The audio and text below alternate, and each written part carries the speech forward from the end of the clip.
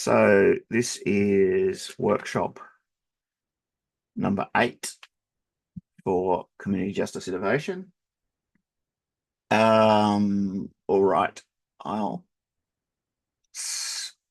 find out how I can open up a whiteboard, new whiteboard, that'll do it.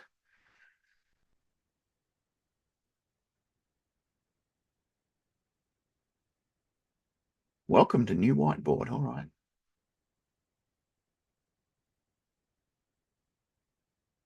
Now it's claiming I'm not signed in. Ah!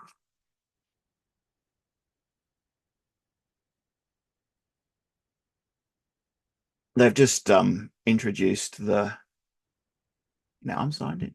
They've now introduced the new Zoom that has AI enabled things. So it's the AI is scanning everything you're saying, and I'm suspect there's nothing in hasn't been a notice to you as participants to say, oh, by the way, we're now using AI to harvest everything you say in these meetings. But they are.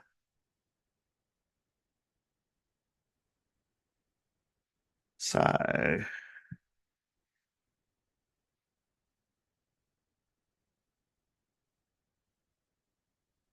the workshop.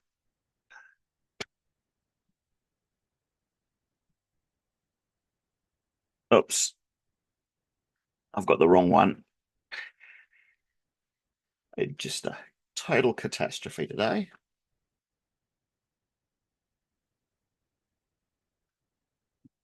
Bought some kind of lurgy over the weekend, so I'm more incoherent than I usually am, which is pretty incoherent. Um, and then I just managed to prep for next week's workshop, but I don't know. I've read this one, so I know we'll be able to do it. Okay, this week is current research trends in restorative justice and or therapeutic jurisprudence.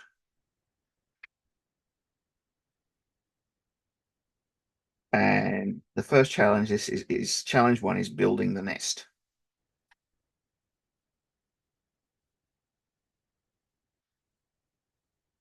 So we're looking at Dugin's nested theory of conflict. And I'll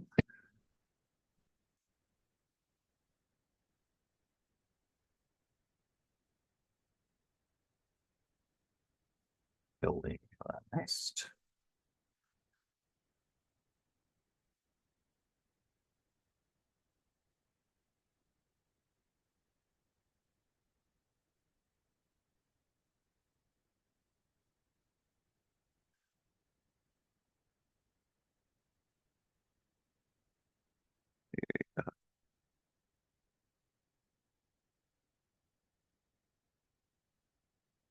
Okay, this will be a key issue for this workshop because Dugan talks about the fact that, and it's one of these things that people publish on that are interesting models and interesting ways of thinking, but at some level they're kind of common sense. Um, so basically, at the core level, we've got issue specific conflict. 2 is relational.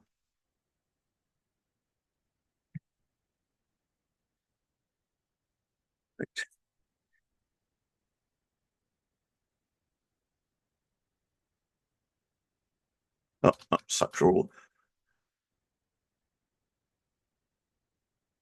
then structural conflict.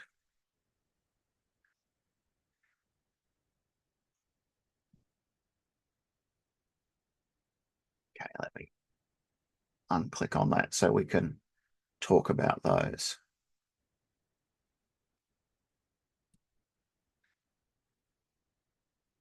So the idea is that every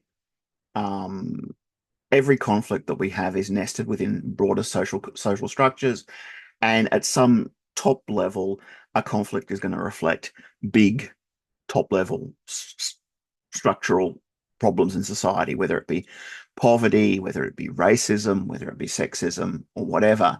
Those things are going to influence each individual conflict. So what Dugan says is that there's these 4 levels. the base level is the actual conflict that we have. The second level is where each of those individuals represents broader social patterns or social. So, if you've got a conflict between a black person and a white person, at some level, they're going to be representing the conflicts over racism. And then there's the two, structural and substructural. Substructural only makes sense as part of structural. So structural is the big things like racism. Substructural is looking at the way in which those big structures are part of society and become encoded in society. So if we're talking about a conflict between um, a black person and a white person that involves policing, without even saying, without even determining which person is the police, it's going to be informed by racism, and it's going to be informed in terms of subsystem conflict with the rules around policing, with the laws around criminal law, and with the rules that the police follow. So that's probably the trickiest of the four elements. And again, it's like it makes a basic kind of sense, but I'm not sure it helps us very much. But let's let's see if it helps you guys. To me, it kind of starts asking more questions about the way in which we divide conflicts up by creating these four layers. But I do think as a basic um, premise, it does make sense that we have to look at bigger issues that pop up in conflicts. Okay, the scenario at a local high school, someone created a private group on an online social media platform for male students where boys swap naked and provocative pictures of girls without their consent. Most of the girls in the pictures, most of the girls in the pictures also attend school. All right. So presuming someone finds out about this, um, so it actually turns into conflict. What is the issue-specific conflict? What do you guys reckon?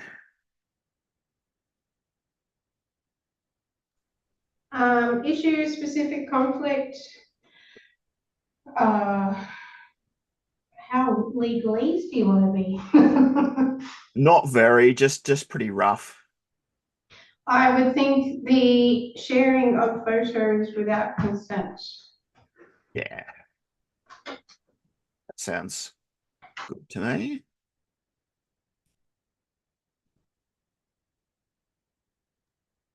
There's no age range. No, So if it says mainly high school girls, but some of the girls could be younger or some could be older.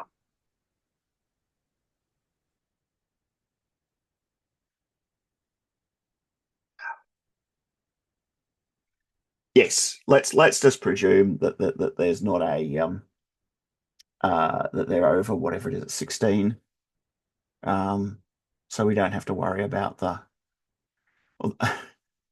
although there is also that issue of different not only in terms of different ages of consent, which I think is um clear in Australia now, but in terms of photographic images, different jurisdictions have different ages, and Australia has the nice provision of or people who appear to be under that age.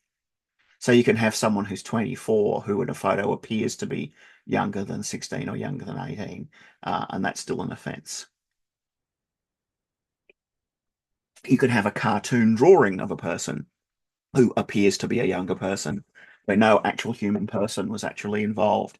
And there was a fairly famous prosecution of a guy um, who was in prison and was sharing Simpsons um, erotic cartoons, which is just a very disturbing thought generally. But whether or not that amounts to child pornography is a very interesting ethical question when they're very rough, cartoony images of not real people. Anyway, let's just ignore all that part of it. Let's just look at the issue of the non-consensual photos. Um, I reckon it is probably easier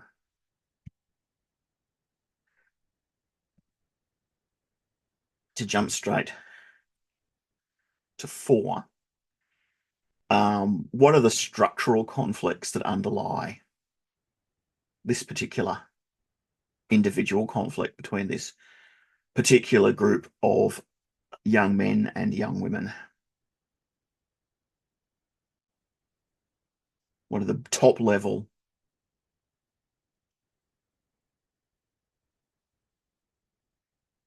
or we could dump to the relational ones, but I think it's easier to go to the big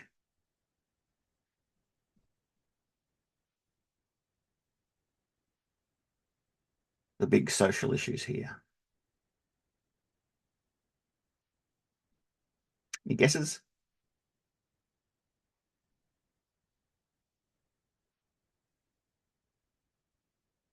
It's not designed to be tricky.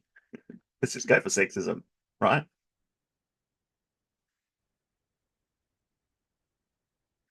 We'd go for patriarchy, which is related to but not the same as sexism. There are possibly other isms that we could put in there, but we don't have much information on this particular issue to know whether it's class is an issue. What about like sort of like a media issue because it's out on the internet now? Like they've been sharing these photos back and forth, they've been saving them. So these naked photos of girls are just out there now. Yeah. Does that change this to a different structural conflict?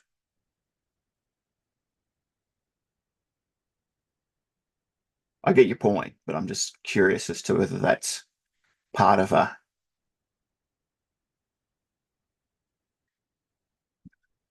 bigger social conflict that we can see, or whether that's just another type of sexism. What if it's on the school network? It doesn't specify, but if it was on the school network, would that create a structural conflict? I don't know that it. I think I don't think we have enough evidence of anything that pushes us into other. Like if we found that they were all Asian girls, for instance, that this was being done to, we could tie racism as a big structural conflict in there as well. But I don't think there's enough evidence there. That I think this is just basically a matter of sexist issues around consent, and now we can go back into these other elements, which I think it makes it easier to address the relational conflict. Is that like the boys here in Australia that were doing the rating system or whatever it was? Yeah. Yeah, and they all got suspended or expelled. I can't remember exactly. Yeah, they weren't nude photos. They were just photos that was like a North Shore private school or something. And they were just like rating lecturers, rating female students. And I would just jump to my next thought was when I was at Victoria University, there was a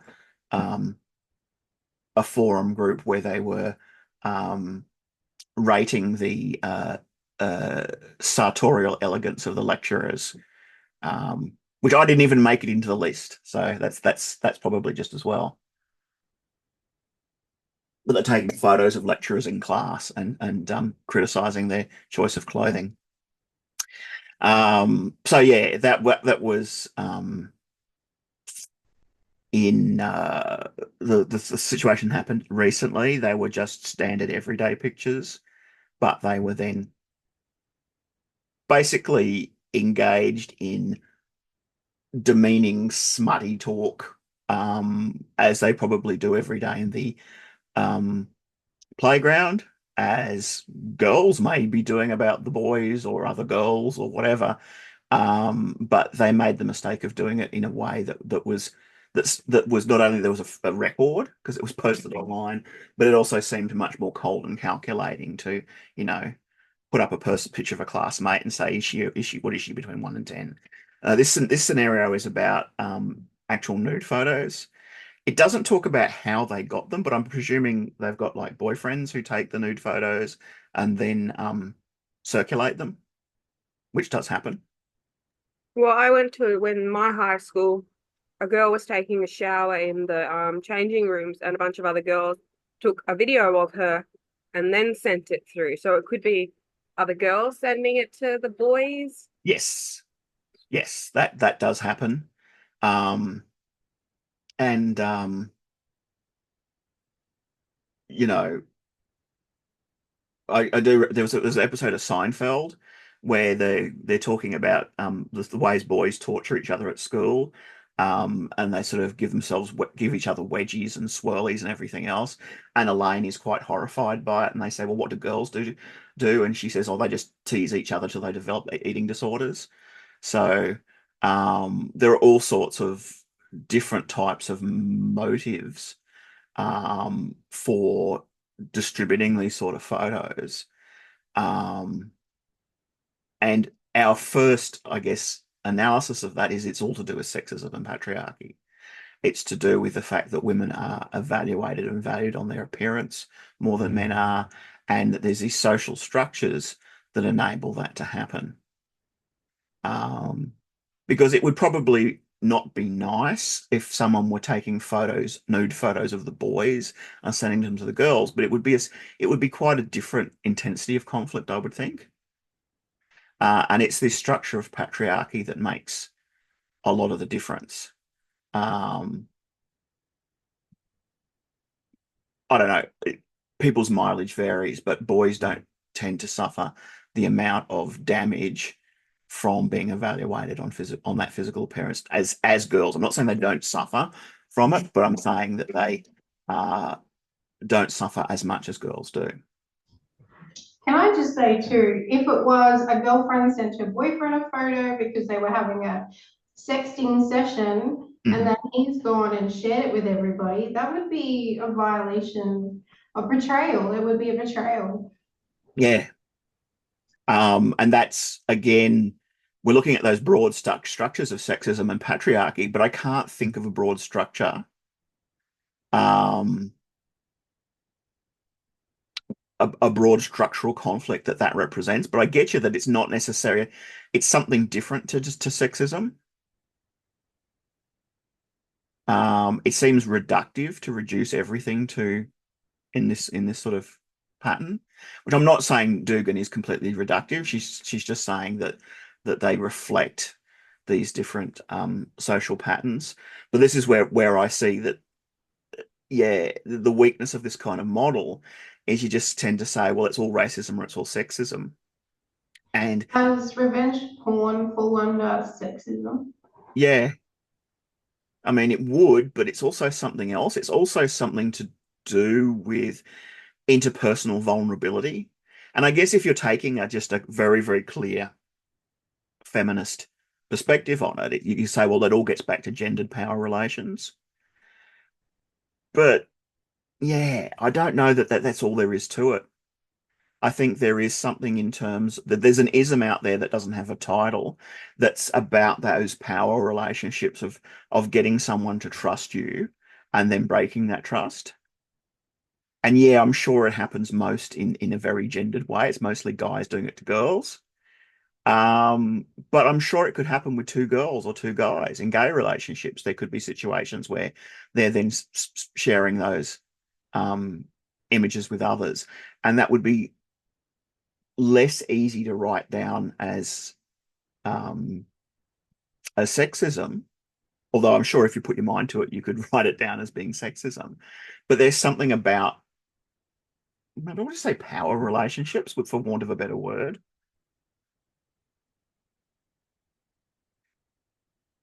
but there's something about getting someone to trust you and then violating that trust, which we see most clearly with things like nude photos. But it could be at a different scale where someone just tells you something really personal about themselves and then you tell other people and have a laugh about it. You know, someone who you really trust, who gets you to trust them, and you tell them that you've got like a genetic disease in your family that you're really worried about. And next thing you know, they're telling, everyone's saying that, that you've got this disease or whatever. So yeah, I'm afraid I don't have a great solution to that one because violating power relationships is not something we have an ism for, but I think that's part of that. Okay, so in terms of the relational conflicts, again, this is made more complicated. Sorry, Massa, but this is made more complicated by it being a conflict between a group of boys and a group of girls. If it was two people, it would be easy to get your head around. Um, but there's gender relations.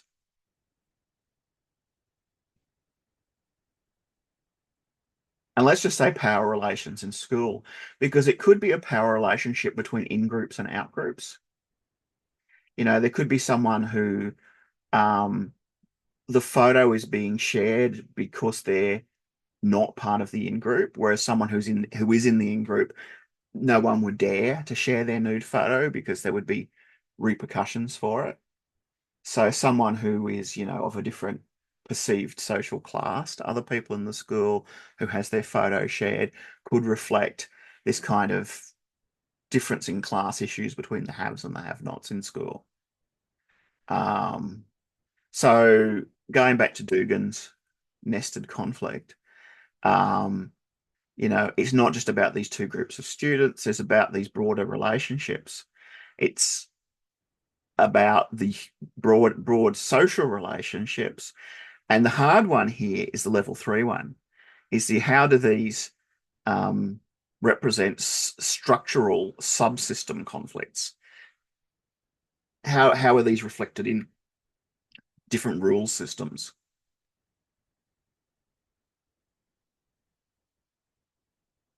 I've got some ideas, but Well, the rule system would be the school policy, wouldn't it? that'd be one of them.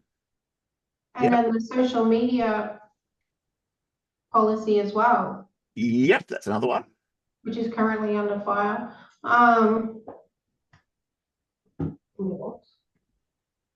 Yeah, the legalities.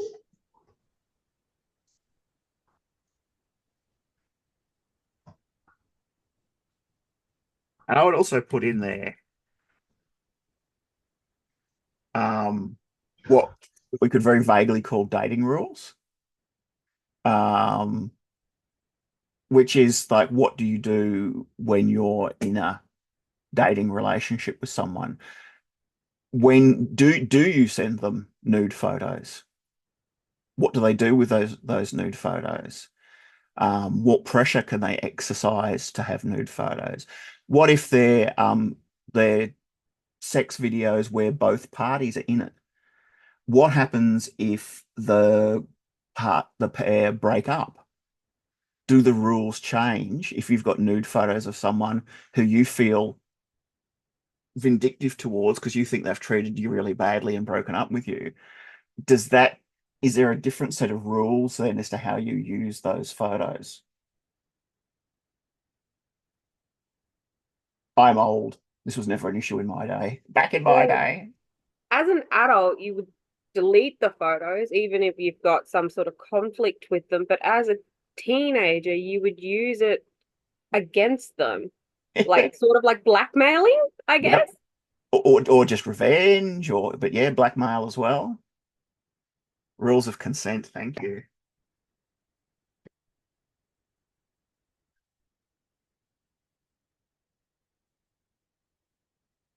Put this back over. So yeah, I mean, and I think they're two separate things. There's the um, rules around getting consent, and then there's the things that are even where there was consent, do these things change? And as you pointed out, as with other elements of criminology, these are people with mushy growing brains, and their ability to follow rules is somewhat compromised, um, which I guess gets down to often things like the social media rules and policy. And this is the debate that's going on in Australia at the moment about whether or not minors should have access to social media accounts. God knows how they're going to try and police that. That seems to be the horse has well and truly bolted on that particular one. But there's at least a political discourse that's saying people who are under age of consent just shouldn't have social media of any sort or another because we know they're going to misuse it. And then we know that some of them are going to misuse it, and therefore we should take it away from everyone. So anyway, getting to the sort of end of this particular example,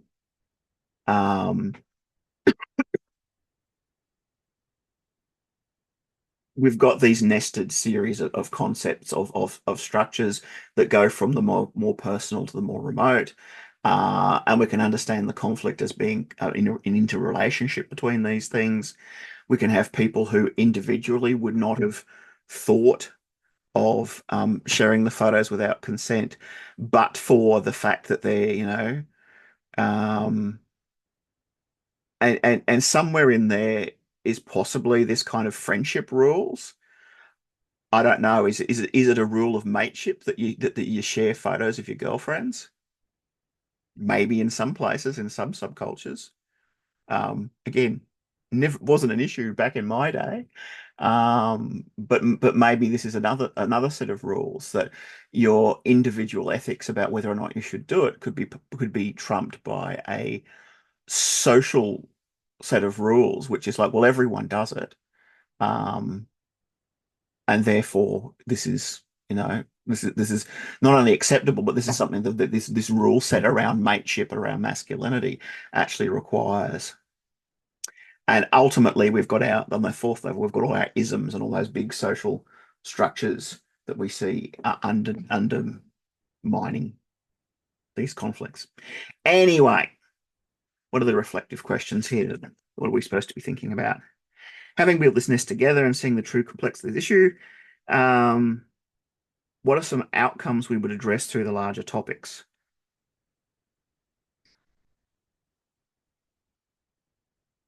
I guess part of it is that we don't just see fixing the individuals involved as solving the whole problem. It's not just this group of boys and if we fix them, then we'll fix the problem, because these structural problems are they'll cause a new generation, the next generation to come along will have the same problems unless we actually try and fix some of the bigger social issues. How can we use restorative practices to address these systemic social issues, systemic societal issues? Interesting question. I'm not sure you can, No, because the trust has been broken, and violations and betrayals, and someone can say, I won't do it again, and then turn around and do it again. Yeah. If you can have a process that leads to what is a sincerest apology and a sincere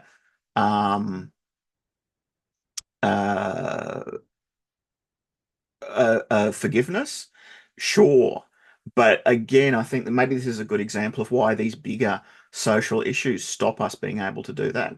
Like if the conflict was stealing someone's lunch money, and then you have a restorative process and the person says, sorry, I stole your lunch money. I won't do it again. And they agree to, to close the issue off. That's different. But because there's the sexual content here, and because girls are particularly vulnerable to the sort of labels, the sort of stigmatization that comes through this process, it is really hard to demonstrate repentance, I would think. Boys won't see the issue with it. They were just having a bit of fun. They won't see the issue with it. And as you just said, they're not going to repent because they don't think they did anything wrong. Yeah, and again, it's like, well, you could say, well, we'll have nude photos taken of all the boys, and we'll send them around the school so they know how it feels. But it's gender structure; it's not going to be the same thing. They're Boys half tend to send naked photos more than girls anyway. Like as a exactly. teenager, I remember getting messages and just opening it up, and there would be a penis in front of me. Yes, Yeah. the good old unsolicited dick pic. Yes. So, so yeah, I think you're a really difficult issue to actually get an appreciation of the harm that's done, as opposed to a feeling of feeling sorry for yourself because you got into trouble, which is not the same thing as restorative justice. There's also that boys will be boys mentality. So No. yeah, like somebody could just come out and go, "Oh, well, that was just the boys being boys," instead of looking at the real issue. Yeah, Oh. Boys are inherently competitive as well, so everything's a competition. Even if we turned it around the other way, they would turn it into a competition. They wouldn't learn a lesson. yes, yes. Um, so I'm not sure. This is like this has this understanding changed your understanding of restorative justice. I mean, I think it's just problematized our understanding of restorative justice. Um, and like at the criminal justice level, these are the same problems with sexual assault, that almost any process further stigmatizes a victim of sexual assault in one form or another. I mean, we had the old-fashioned blame the victim thing with the, what were you wearing, what were you doing in that part of town kind of thing we're questioning, which uh, victims were directly attacked. But even just the process of personal exposure of going to the justice system and saying you've been a victim of a sexual assault is really different to when you're saying you're a victim of an assault. And that's because of I mean, it really shouldn't be. It's just a different form of assault in many ways, but it's because our social systems around sexuality, particularly around women's sexuality, are so problematic that a victim can't help but being tarnished by seeking help from the system, which is pretty bad. And this is the other end of them, and this is not violent or anything, but it's the same kind of problem, that even just speaking up and wanting something done, in many ways, these girls are in a better position just to shut up and ignore it. Because every time they mention it, it's just going to entrench further the fact that, well, you allowed this photo to be taken, or you sent this photo to the boy, and it's going to really focus on their behavior rather than the boy's behavior. Um, so yeah, I don't know that it's made me feel better about restorative justice. It certainly hasn't made me feel better about conventional justice. Um, but I think it shows how deeply problematic um, any conflict situation that involves these kind of prejudices are. And I must admit, I mean, Massa put this in here, but it is taken from the little book of restorative learning tools. So it was designed by someone who I don't think um, thought as deeply about the issues as we did. I think you're supposed to say, this is a great situation for restorative justice because you'll be able to have everyone apologize and then everyone will be happy again. Um, Maybe we're too cynical for that. How will this aid you as a restorative practitioner? And my answer, as you've heard me say many times before, is never use these processes where there's a significant imbalance of power, particularly where there's sexual violence or domestic violence. I'm an old stick in the mud with that stuff, but I do think there's significant dangers. All right. The next challenge is going to take us to the less problematic issue of homicide. It's scary that homicide is less problematic than sharing sex pictures, but we'll talk about that one after a break. Any questions before we get that far? Otherwise, let's have a break and come back at 5:02.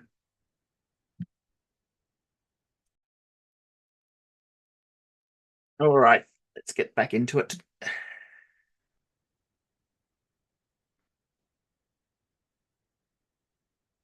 I did have one more thought while I was making my cup of tea. about what we were saying in that first part of the scenario about the power relationships. And what I think we were heading towards is this notion of exploitation, which is the the ability to break someone's trust and therefore exercise power over them. So it's more than necessarily just sort of saying, this is simply a matter of, sexist or patriarchy or any of those other things, which of course this scenario was. But I do think there is something more in the feeling of having a power over someone, of getting them to trust you, and knowing that you have that within the power to break that trust and to hurt them. So I'm not sure that helps us very much going forward, but I think that's also heading towards that what we were thinking about, that this is more than just an issue of boys being sexist or reflecting the sexism in society, that there is something fundamental about having that sort of power over people that is another drive that's part of this, that I am not sure we have a nice, easy ism for. But I think it's something that is definitely part of that. All right. Let's move on to the homicide issue. Okay, so one of the other areas where we've got ongoing research and questions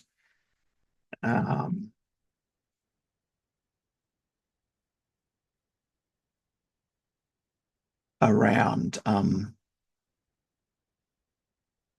where restorative justice can and can't be used as homicide. Why would homicide be different from others, do you think?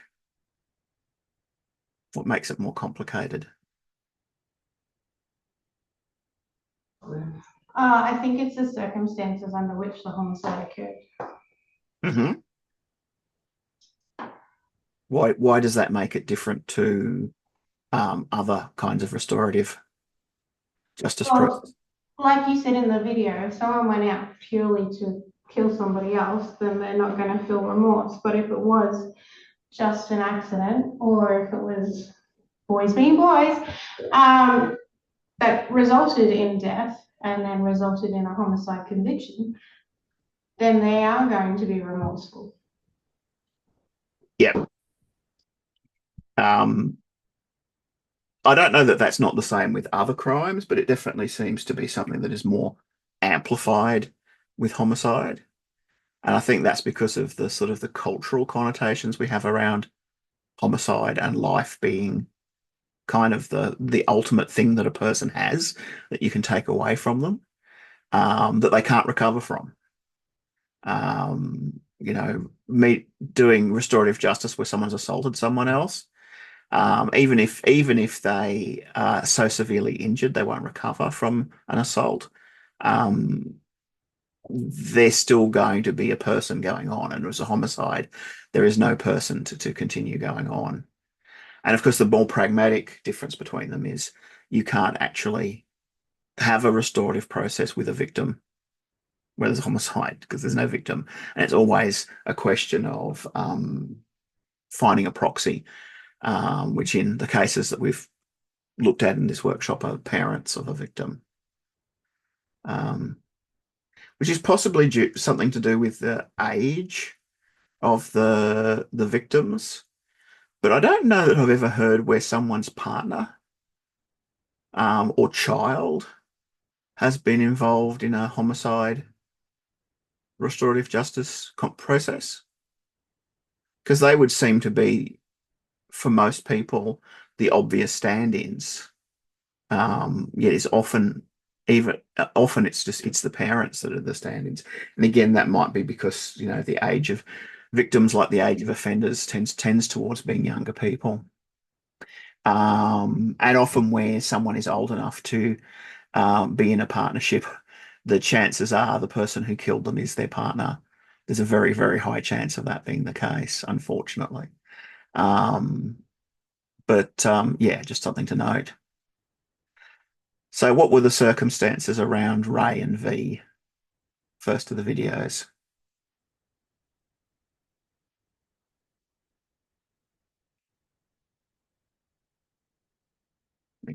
giving it away, but they're the parents. Sorry, we are unprepared and didn't watch the videos. Okay, well, watch them after. They're the parents, and it's we'll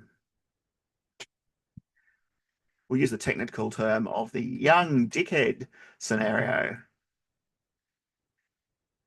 That ended up with their son getting murdered by a bunch of young dickheads being young dickheads, which is not to invalidate that it was a murder, and it was pretty nasty murder with a car. But also this wasn't, as you're saying, Stephanie, a case of someone who said, "Oh, I really hate that person. I'm going to lie in wait for them and I'm going to kill them and I'm going to plan it out."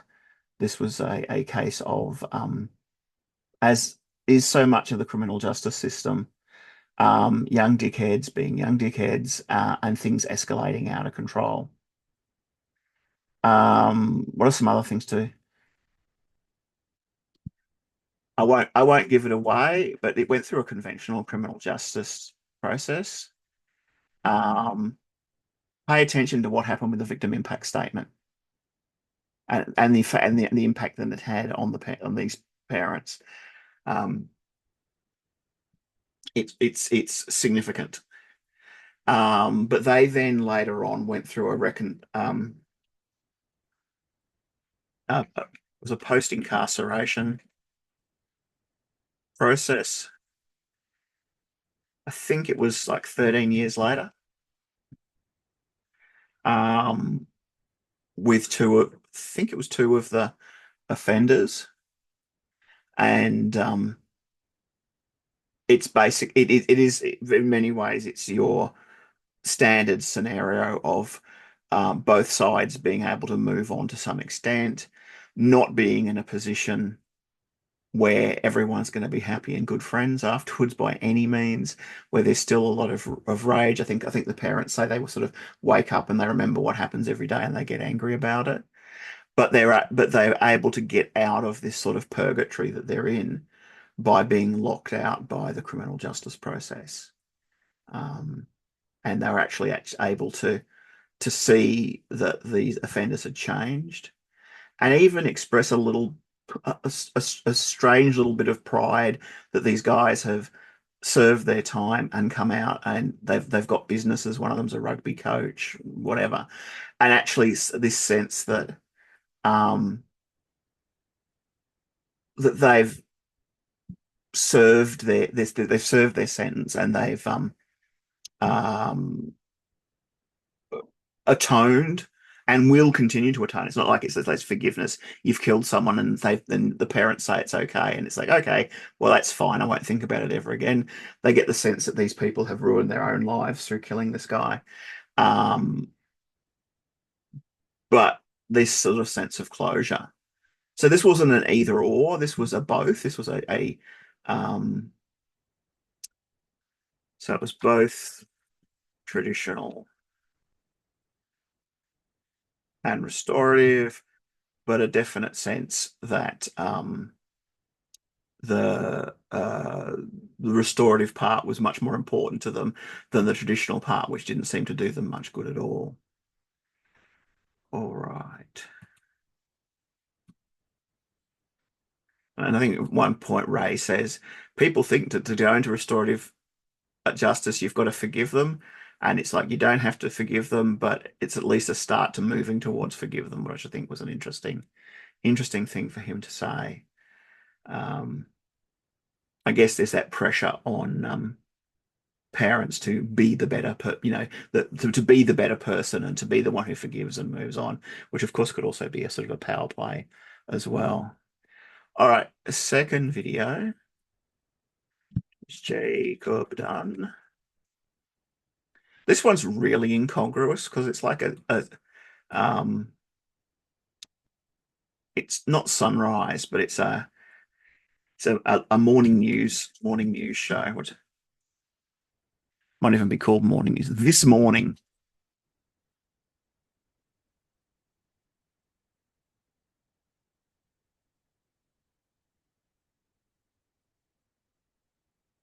And of course, I've spelled that wrong. No, that's not right either. Gruus. That looks better.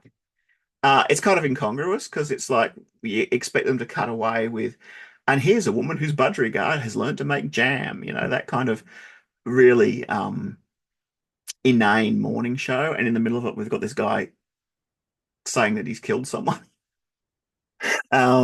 So it's a really weird segment. But again, this is from the offender's point of view. It's a manslaughter.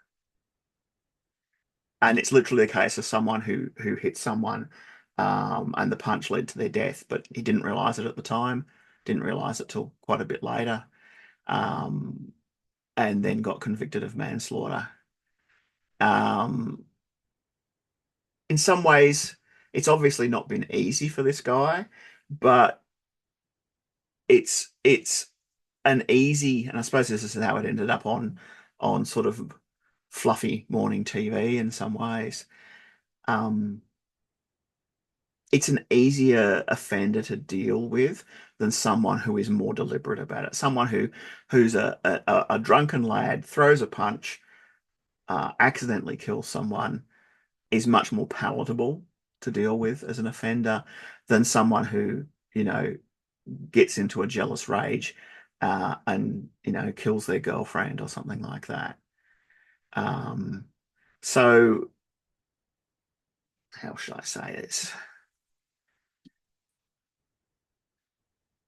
It's a kind of an easy case study because it's someone who we can really sympathize with, who we can put ourselves in the position where we may not have gotten into drunken brawls as younger people, but we can have done things that we regret as a younger person, done stuff on impulse. And this is a case where things just went badly wrong for that person. But it does provoke the question as, would someone who, as I said, does something like killed their girlfriend out of anger, would they get the same sort of sympathetic showing on This Morning? I don't think they would have. And they're possibly the people who we are more interested in, I think, in terms of restorative justice working or not working, because I think it's easy for Jacob to go, oh, I'm so sorry about what happened. I wasn't thinking, and for us to believe him, than for someone who is who seems more motivated by the willingness to do wrong, to do bad things. And again, we've got that same issue that we come up with all the time in criminology, which is, young person, particularly young guy, brain's made of jelly, isn't formed yet, no impulse control.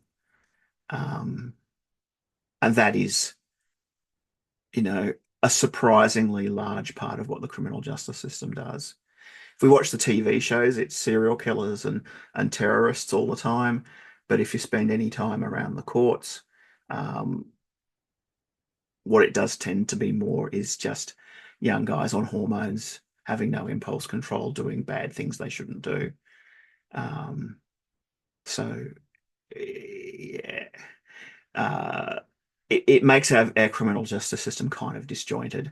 We've got this minority of very newsworthy cases of terrible people doing terrible things, and then there's this just huge bulk of bad behavior that's very, very mundane and everyday, even if it is terrible and leads to terrible consequences. All right, what are we supposed to? What's our discussion on this? Well, these are things to think about when you watch them and have a think about it, and they're not very long. If you're the family of a victim who was murdered, would you be willing to participate in a process?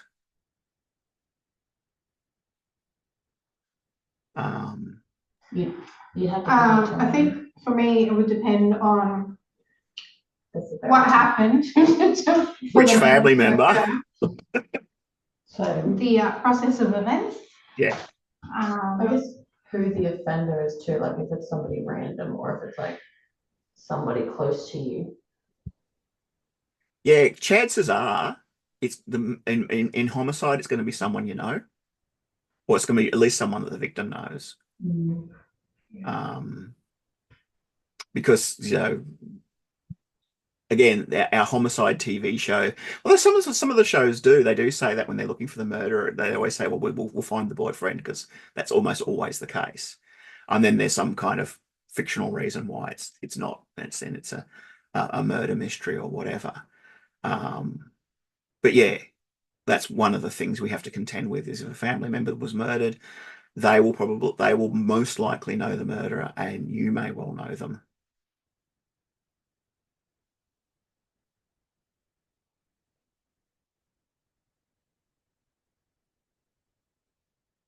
And again, as you said, the circumstances. If someone was like the guy running around with a knife at that festival in Germany over the weekend,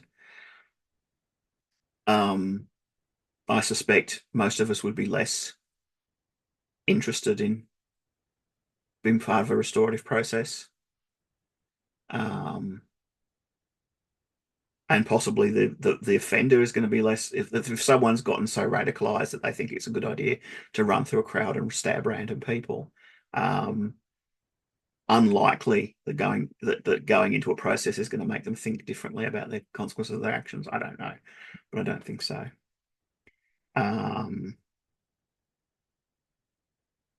But yeah, I think more than any other. I mean, there are in a lot of areas of crime, victim and offender know each other, but homicide more than any other, and so much of it is intimate homicide. That's going to be particularly tricky. And again, the example that we in the videos is someone was stranger homicide.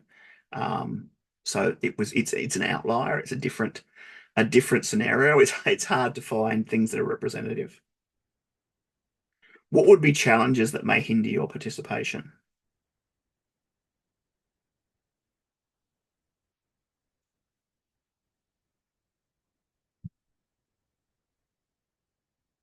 It's a big what if, isn't it?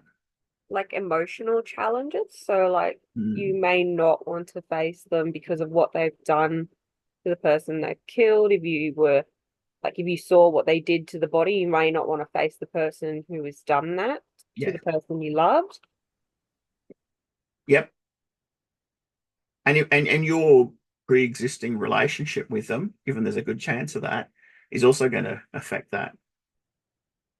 If there's someone that you didn't like who you thought was bad for someone in their life, and then they killed them, I don't know that might affect your willingness. Or like they were someone who was really lovely and you really liked them and then they've gone and Yeah, killed someone. Yeah. yeah. In that case, you might be more willing to be involved just to try and get some answers, maybe. Although, Or to get like that frustration and anger out so you don't take it out on the rest of the family. You can take it out on offender. yeah, yeah. I mean, there's lots of reasons that people have talked about for being good for them as part of the process, but it still doesn't mean there's not going to be obstacles for you to get involved in that process, even if you're convinced it's going to be good for you at the end of the day. There's lots of things that are good for us that we don't do. So there is substantial, but again, this is a kind of a difficult question to answer. Is like, what would be the challenges? It depends. Is the answer to all of these things. Depends on the scenario. Depends on the people. Depends on the situation. What if you were a offender? What if you killed someone? Who is it? Why did you kill them? I know.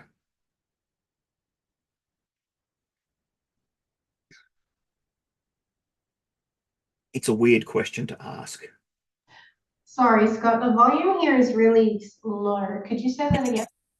What if you were a killer? What if you'd killed someone? Would you be willing to go into this process? Oh, look, if someone pushed me to homicide, takes a lot to get me homicidal. You'd usually want to take their whole family with them as well. There'll be no one left to mediate with. Because I used to work at the prison, Scott. Yeah. I've had a lot to do with people inside for murders and stuff. And I think it takes, from what I've seen, it takes them years to get to a point where they are kind of remorseful. Yes. Like I've dealt with, people who've come into custody and for murder and they just have nothing, like they're just numb for years. And so I found that it takes a while. So this wouldn't really be relevant for somebody or impactful for somebody who's just committed the crime. Like, I reckon it would have to take well into their sentence. Yeah. Maybe it should be something For them done to before they're released. Want to engage in this. Yeah, and I think it's relevant that the video we saw was like 14, or the video that's in the set viewing is one that happened 14 years after or 13 years after the event. And I think Yeah. you're quite right that murder in particular, but I think a lot of crime is going to be so traumatic for everyone involved, or they're already traumatized when they go into the situation where they commit the crime, that the idea that they can just sit back rationally and go, okay, this has just happened. Let's take stock and let's go into a process is a little bit unrealistic. Yeah, and it makes sense. Like if you just got told that you're going to be in jail for the next 15 years, that's, you're not necessarily, that's what's on your mind is like, oh my gosh, I'm stuck in here for all this time. You're not necessarily thinking about that you've just unalived someone or the circumstances of that. I think we don't have enough research in this field, and this is, I guess, why Muss has put it in this week as an issue. Is we always go back to like pop culture and pop culture stories about people who've killed someone and how it impacts on them, but I don't know we know enough about what it takes to get you into the situation, including mindset that you are able and willing to kill someone, and then what that does out of the other end of that process. Yeah. Does this include self-defense? Yeah, I mean, even if it's self-defense, I think it has a big impact. Because I would think the mindset of self-defense would be very different to the mindset of any other aspect of homicide. Yeah, I mean, to say something like anger Mm. as a sort of a more obvious, like someone make you so angry you kill them, is different to being so afraid that they're going to kill you, that you kill them. But I don't know that we know enough about the process beyond, movies we've seen or books we've read that fictionalization, but we don't really know enough about the process of change that goes on there. Do you think that's because, like, we just throw them in jail and don't worry about them anymore, and that's why there's a lack of research there? There's a lot of reasons, but yeah, one of them is that it's easier to just say this is a problem we're going to get rid of. There are lots of other ones. I mean, the ethics process of getting access to people. Henry Lee Lucas is one of the most interviewed murderers in the world. He had his death sentence commuted because all these researchers said that he's the guy who claimed to have killed over 300 people. And he had his death sentence commuted by agreeing to cooperate with all the psychologists and investigators who wanted to ask him questions because he was such a valuable resource to ask. It now looks like he might have only killed 2 people, and they were 2 people that he knew. And basically the process of he knew that if he kept spinning these lies and these big stories, that he would be able to keep from being executed. So he's gone from being like, the biggest serial killer of all time to someone who tells a pretty good story, it seems. And And the other thing is a lot of police departments across the US wanted to see him so they could clear up old cases because they'd say, "Oh, we've got this case." He's, "Yeah, I did that. I did that." And a heap of his cases are like have him in 3 places at the same time. This is why we're doubting what he was saying because he's just been, you know, buying himself a few more days by agreeing to have done all these things. The detectives involved have gone, "Oh, great, we've got clear up of all these cases. Henry Lee Lucas killed them." And of course, the real culprit gets away with it. So, yeah, the few times we have had extensive interviews with murderers, we've got real doubts about the things that they've said and the reasons for saying them. Yeah. So, yeah, I think this is an interesting research frontier. And I think it's something that, as you said, I mean, your experience of people who, and I'm not saying this in a way that's just trying to excuse anything, but people who are traumatized by the experience, traumatized by what they've done, traumatized by what they're capable of doing, traumatized by being caught and being sentenced and facing prison. Like, there's a whole series of traumas involved in that. Getting a reliable picture of what their mindsets is at that time would seem to be very difficult. Yeah.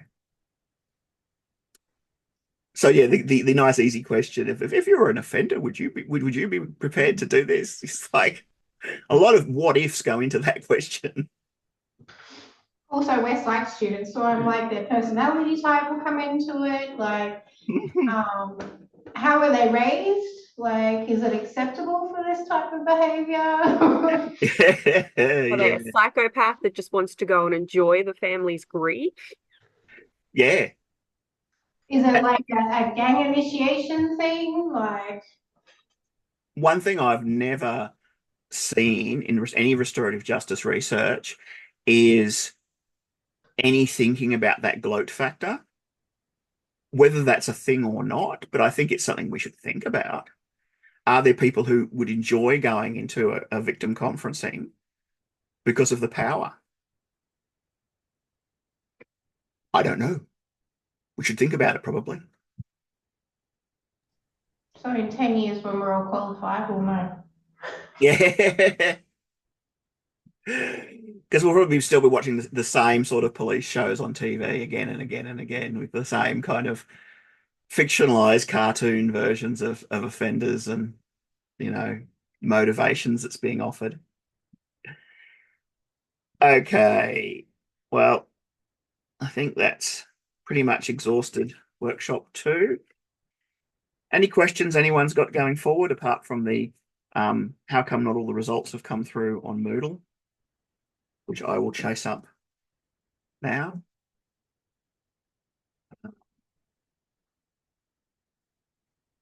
Otherwise, you should hopefully have your results tomorrow, sometime tomorrow. If TASAC could follow through on their 24-hour turnaround, unless something really disastrous has happened. I know one of my fellow lecturers lost half of their results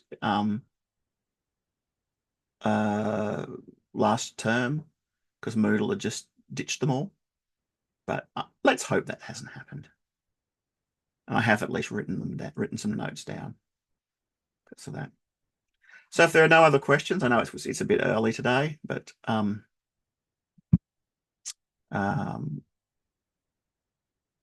don't think there's much more to be done with this. Next week we're going to look at the restorative justice beyond criminal justice settings. Let's check if there's any. There's no videos for that one, but there is a social discipline window that we're going to explore that you might want to have a look at beforehand and see what you think about it. Because, you know, it looks like a very helpful diagram, but let's see if it actually is helpful. Okay, folks. If there's no other questions, I will see you all next time.